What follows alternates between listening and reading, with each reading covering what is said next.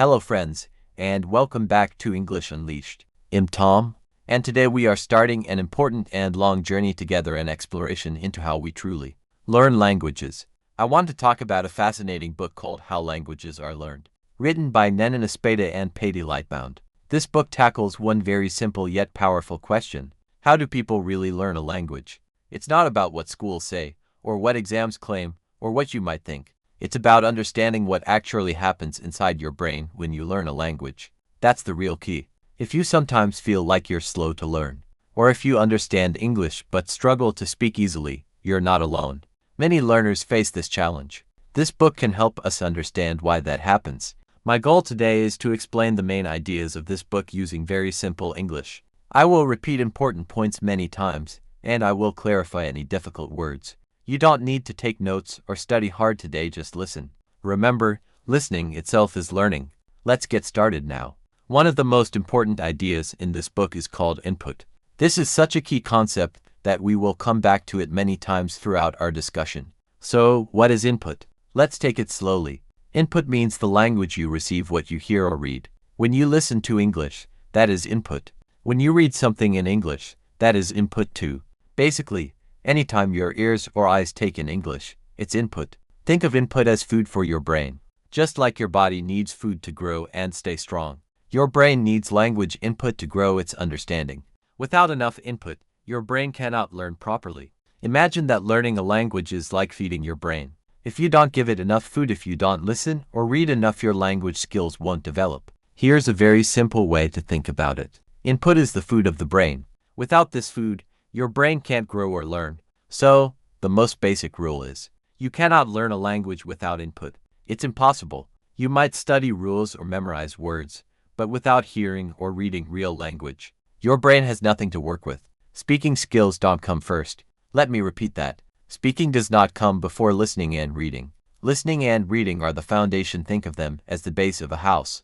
If the foundation isn't strong, the house can't be built well. Input is the foundation of learning a language. Now, there's a special type of input called comprehensible input. That's a big word, but it simply means input that you can mostly understand. Comprehensible input doesn't mean understanding every single word or sentence. It means grasping the main message. You understand what is happening or what is being said, even if some words are new or unfamiliar. This kind of understanding is very important. If the English is too easy, you'll get bored. If it's too hard, you'll feel lost or confused. The best input is in the middle. It's mostly understandable, maybe around 70 to 80%. You get the main idea, but some words or sentences might seem strange. This is where real learning happens. For example, imagine you're watching a short video. A man comes home, takes off his shoes, sits on the sofa, and closes his eyes. The speaker says he was exhausted after work. Maybe you don't know the word exhausted, but you see he looks tired and he closes his eyes. The speaker then says, so he went to bed early. Your brain connects the dots. You see that the man was tired, and he went to bed early, so exhausted must mean very tired. No one explains it. No one translates it directly. Your brain figures it out from the context. This is how real learning happens naturally and effectively. The book explains that when you're exposed to a lot of comprehensible input, your brain naturally starts to pick up grammar rules. It begins to notice patterns, things that happen again and again. For example, you might hear phrases like I'm tired, I'm hungry, I'm late, or I'm ready. Your brain notices that I'm comes before feelings or states. You didn't study that rule explicitly. It just became clear because your brain paid attention and recognized the pattern. This is how children learn their native language. They hear patterns all day long and gradually learn the rules without formal studying. Many adults think learning must feel hard or painful, but the truth is, learning can be gentle, slow, and natural. It doesn't have to be stressful or frustrating. Another important idea from the book is frequency, or how often you expose your brain to English. Your brain needs regular and repeated input to remember and learn. If you only listen to English once a week, your brain forgets the details. But if you listen every day, even for just a few minutes, your brain keeps the pathways open and continues learning. That's why daily listening practice is so powerful. Even 10 minutes a day can make a big difference. Short, daily practice is better than long sessions once in a while. The key point is, quantity counts. You need a lot of understandable English, enough to keep your brain engaged and learning. It doesn't have to be perfect English. just clear enough for you to understand most of it. So, I want to speak directly to you. If you listen every day and keep feeding your brain with input, even when you're tired or bored, progress is happening. It might be quiet progress, without loud signs. But one day, you will suddenly understand more. One day, a sentence will come out of your mouth easily. That moment doesn't happen overnight. It comes from continuous input, listening, reading, repeating. So do not rush to speak. Focus first on feeding your brain. Give it input again and again. And remember, your language learning journey is just that, a journey. Be patient and persistent, and rewards will come. When you start learning a language, it's very helpful to try speaking as well. But it's important not to rush into it too quickly. Speaking is a natural part of the process, and it develops gradually over time. Remember, languages aren't acquired overnight, they are learned slowly, in a natural manner, through understanding and immersion. Building your speaking skills should follow a patient, steady approach, allowing your brain to absorb, process, and grow with the language at its own pace. Now, let's explore a crucial concept in language learning, one that helps us understand what's happening inside your mind as you pick up a new language. Many learners mistakenly believe that mastering a language is a straightforward, mechanical process. They think it works like this: you learn a set of rules, then apply those rules, and suddenly, you start speaking correctly. However, this is a simplified view that doesn't reflect the real, dynamic nature of language acquisition. The truth is, language doesn't develop like a machine, following rigid steps in perfect sequence. Instead, it grows much like a living organism, like a plant that gradually blooms. You don't control each part of its growth, nor can you force it to develop faster. It unfolds naturally from within you, in its own unique way.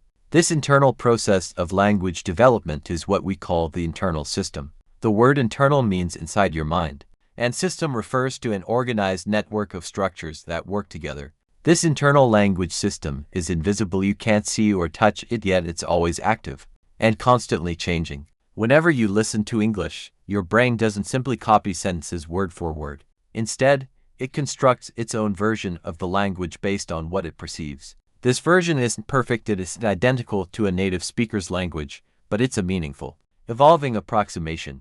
It's a unique form of English that sits somewhere between your native language and perfect, native-like fluency. This version is very personal, it's your English, shaped by your exposure and practice. And here's a key point. Your English today is the same as your English will be tomorrow. It's always growing and improving. Even when you make mistakes, your internal system is working hard, refining itself. Mistakes are simply signs of progress. They show that your brain is actively working to build and strengthen your language ability. Let's talk more about mistakes. Many learners feel uncomfortable or even embarrassed when they make errors. They worry that mistakes mean failure or that they are not progressing. But this is a misunderstanding.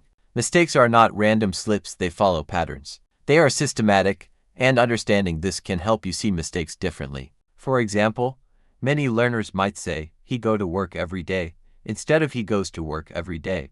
Although the first sentence is grammatically incorrect, it reveals something important. The learner understands quite a lot about how the sentence should be formed, but hasn't yet fully internalized the grammar rule about adding this for third-person singular. The mistake shows that their internal language system is still developing.